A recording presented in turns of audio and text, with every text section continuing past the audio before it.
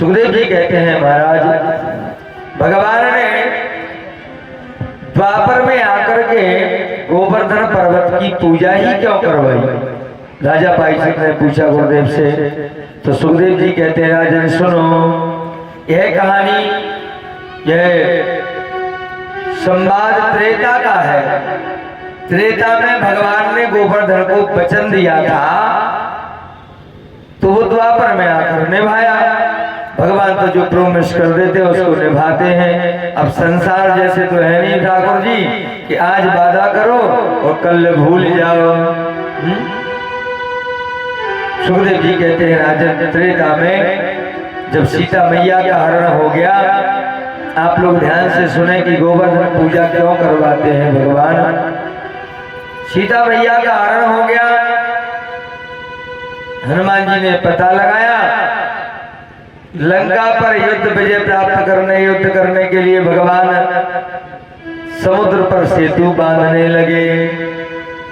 तो पहले विचार किया कि सेतु बनने के पहले भोले बाबा की प्राण प्रतिष्ठा हो जाए। देखो जब बहुत बड़ी विचित्र बात है। तो राम जी ने जामवंत जी से कहा, जामवंत दादा इस क्षेत्र में कोई ऐसा ब्राह्मण है जो बहुत विद्वान हो? बोले क्यों? बोले भोले बाबा की प्रतिष्ठा करवाना है। राम जी भोले बाबा को और भोले बाबा राम जी को इष्ट मानते हैं।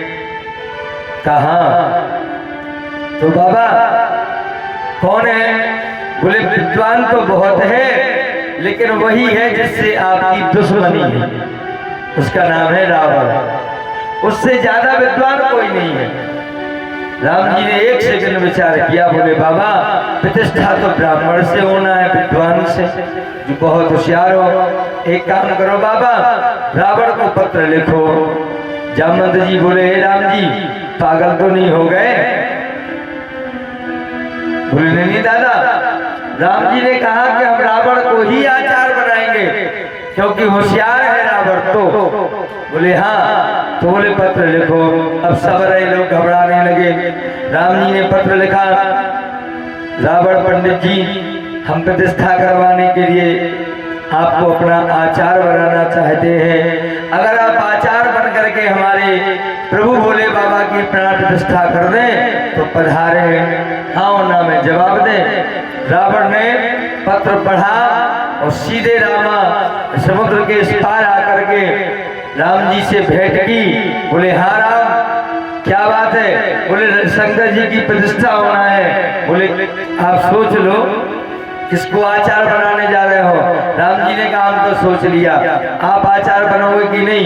बोले प्रभु राम हमारी आपकी पता क्या है? बोले वो अपनी जगह है। तो बोले हम स्वीकार हैं। तो बोले संकल्प लो और पर्चा बनाओ, मुहूर्त निकालो। अब देखो सब लोग घबराने लगे। मुहूर्त निकला, पर्चा बना और पर्चा के बाद भोले बाबा